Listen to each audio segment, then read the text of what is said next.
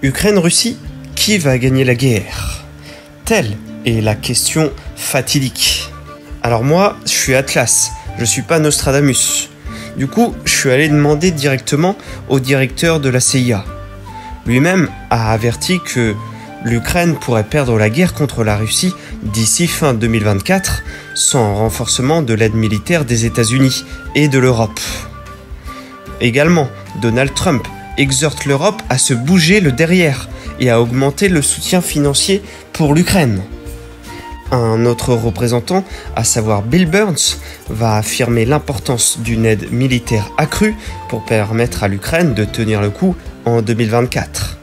Il précise sans cette aide que la situation pourrait devenir catastrophique avec un risque réel que l'Ukraine perde sur le champ de bataille ou que Poutine soit en position de dicter les termes d'un règlement politique entre la Russie et l'Ukraine.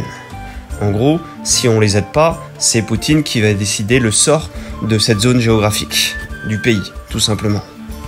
Également, donc le directeur Bill Burns dit que le manque de munitions de l'armée ukrainienne indique que certaines brigades disposent de très peu d'obus, d'artillerie et de mortiers, soulignant l'urgence de la situation et du soutien. Donc il avertit, juste avant le vote crucial de la Chambre des représentants aux États-Unis, sur une nouvelle aide de 61 milliards de dollars. Après des mois de blocage politique, l'Ukraine, face à une aide occidentale en déclin, appelle ses partenaires à lui fournir davantage d'armement et de systèmes de défense antiaérien. De l'autre côté, donc, il y a une sorte de litige, un désaccord avec Trump qui accuse l'Europe un petit peu, et là on ne peut pas dire qu'il a tort, de ne pas faire assez pour l'Ukraine. Enfin, quand je dis qu'il a pas tort, là-dessus, je parle pas sur autre chose, mais quand je dis ça, en fait, on a un petit peu l'impression que l'Europe ne peut pas se débrouiller militairement sans les États-Unis. Donc c'est papa USA qui sauve l'Europe à chaque fois. À un moment, il va falloir que l'Europe se débrouille par elle-même. Il déclare pourquoi les États-Unis ont engagé plus de 100 milliards de dollars dans cette guerre, alors que l'Europe, plus proche du conflit, n'a pas fait de même. Trump appelle l'Europe à se bouger et à augmenter son soutien financier à l'Ukraine, si elle veut être capable de se protéger de la Russie. Alors actuellement, comment est la situation en Ukraine ? Eh bien, le conflit a l'air de perdurer à l'est, même s'il y a des attaques régulières dans le nord, ainsi que dans le sud de l'Ukraine. Là, tout va mal pour Kiev, en quelque sorte, et Poutine pousse vers la capitale ukrainienne. On remarque un tournant majeur depuis début septembre. Si vous voulez qu'on parle chiffres pour rentrer dans les détails, l'Ukraine a repoussé quelques forces russes, reprenant 3000 km² de territoire autour de la ville de Kharkiv. Les forces ukrainiennes ont également récupéré du territoire à Louhansk, une région totalement occupée par la Russie depuis juillet. Et également, l'Ukraine affirme avoir regagné plus de 8000 km² de territoire en septembre, marquant ses plus importants gains territoriaux depuis le début de la guerre. On est alors le 10 septembre et les villes d'Izum et de Kupiansk sont des centres d'approvisionnement clés pour les forces russes, qui représentent des gains stratégiques majeurs pour l'Ukraine. Une contre-attaque est également en cours autour de la région de Kherson dans le sud.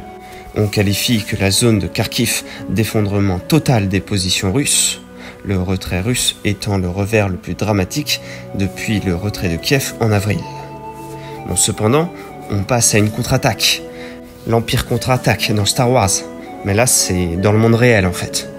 Donc la Russie confirme le retrait des forces d'Izum et de Kupiansk, qualifiant d'un retrait stratégique pour se regrouper. Malgré ce retrait, elle continue de cibler des zones avec des frappes militaires. Lors de son retrait, l'armée russe semble avoir abandonné de grandes quantités d'équipements et de munitions qui vont être récupérés au service de l'Ukraine. Mais il y a des territoires qui sont occupés par la Russie, sachez-le. Actuellement, la Russie occupe environ 20% de l'Ukraine. Ce n'est pas rien, c'est 1/5 de l'Ukraine. Principalement dans la région orientale du Donbass, le sud de l'Ukraine continentale et la péninsule de la Crimée annexée en 2014. Vous voyez, c'est tout l'est et le sud. Étonnamment, le Donbass, qui, on disait, était plutôt pro-russe, ne s'est pas manifesté pour soutenir la Russie, comme ce qu'on disait dans les journaux auparavant, et c'est ce qui a rendu plus difficile l'occupation de la zone. Mais elle est quand même occupée par la Russie. Donc 1/5 occupé par la Russie, c'est pas rien. Le Donbass, donc la région russophone, compte 2 républiques populaires autoproclamées et soutenues par la Russie. Bien que l'ouest de l'Ukraine, y compris Lviv, ait subi des attaques de missiles, il n'y a aucune tentative de force russe de s'en emparer et de récupérer ces territoires. Pas encore, bon ça viendra par la suite. La Russie actuellement refuse de qualifier son invasion de guerre, la décrivant comme une opération militaire spéciale. Bon, c'est très très spécial, c'est tellement spécial que beaucoup de personnes meurent. Mais bon, c'est comme ça qu'ils l'appellent. Le Kremlin déclare que ces opérations se poursuivent jusqu'à ce que toutes les tâches initialement fixées soient accomplies. Lors du lancement de l'invasion en février, le président Poutine précise que l'objectif était de démilitariser et de dénazifier l'Ukraine, ainsi que de protéger les populations russophones du Donbass. Et dans tout ça, que pensent les Russes et surtout que pense Poutine ? Bon, on peut dire qu'il est plutôt optimiste. Poutine en est persuadé, chaque mois qui passe joue en sa faveur. Alors que la contre-offensive ukrainienne bute contre les redoutables défenses russes, le soutien américain à Kiev est entravé au Congrès. En face, la Russie dispose d'un réservoir d'hommes plus grand et son réservoir en industrie de guerre monte en puissance. Moscou gagne aussi la bataille stratégique du narratif. Moscou est dans la propagande. Alors vous allez me dire, de l'autre côté, c'est pareil. Au niveau des effectifs, on a actuellement 1 200 000 hommes du côté ukrainien qui se battent sur le front est de l'Ukraine contre 1 400 000 soldats du côté russe, en ajoutant les réservistes, ce qui fait à peu près 1 700 000. C'est ce qu'on nous donne comme information. C'est ce que je trouve sur Internet. J'essaye de faire la part des choses. Selon une étude récente du Conseil européen pour les relations internationales, beaucoup de personnes se sont interrogées comment est perçu le conflit à l'international. Beaucoup perçoivent le conflit comme une guerre par procuration entre Washington et Moscou, une suite de la guerre froide finalement. Cette perception modifie la nature du débat public sur la guerre. Il y a également une constatation comme un oubli finalement de la Russie. Washington avait un nouvel ennemi. Auparavant, lors de la guerre froide, les 2 grands ennemis étaient les États-Unis et la Russie. Cette vision a été oubliée dès 1991, à la fin de l'URSS, Washington ne considérant plus Moscou comme une menace et s'orientant vers la Chine, ce dragon endormi devenant le concurrent direct des États-Unis dans la direction et l'impact global du monde. La Russie est venue contrecarrer cette théorie. La Russie est venue pour dire « Eh oh, coucou, je suis là, je suis toujours une menace ».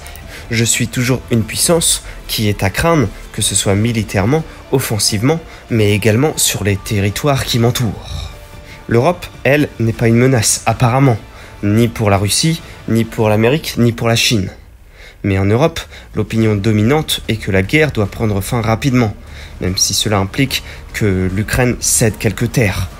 L'Occident est souvent considéré comme le principal obstacle à la paix, du moins du côté russe, une idée qui gagne du terrain en Europe et à travers le monde, et beaucoup de gens se le disent, la Russie va finir par l'emporter. La majorité des sondés en Russie, Chine, Arabie Saoudite, Inde, Indonésie, Afrique du Sud, Turquie par exemple, estiment probable que Moscou soit vainqueur du conflit dans les 5 prochaines années. Cette perception est préoccupante car la guerre est perçue comme un test pour la crédibilité de l'Union européenne. En gros, finalement, l'Union européenne, qui a investi énormément, mais également les États-Unis, serait finalement en chute libre, et ce serait finalement l'une des fêtes de plus de l'Union européenne qu'elle a voulu mener. Aussi, si on peut parler pourcentage sur l'avenir de l'Europe, 41% des citoyens non européens estiment que l'UE pourrait s'effondrer dans les 20 ans, liant souvent son sort à l'issue du conflit. L'Europe pourrait se retrouver en première ligne sans l'aide militaire de l'Ukraine si les États-Unis changent de cap et est perçue comme bien plus faible. Plus que jamais, elle doit s'affirmer comme une puissance stratégique autonome. En bref, si cela continue et si les États-Unis décident d'arrêter le soutien en Ukraine, ainsi que l'Europe, l'Ukraine risque de perdre de nombreux territoires jusqu'à la prochaine guerre entre l'Ukraine et la Russie.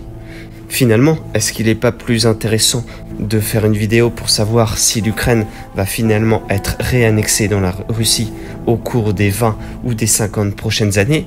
Là est la future question de l'Ukraine. Et c'est un petit peu pour ça aussi qu'elle se bat.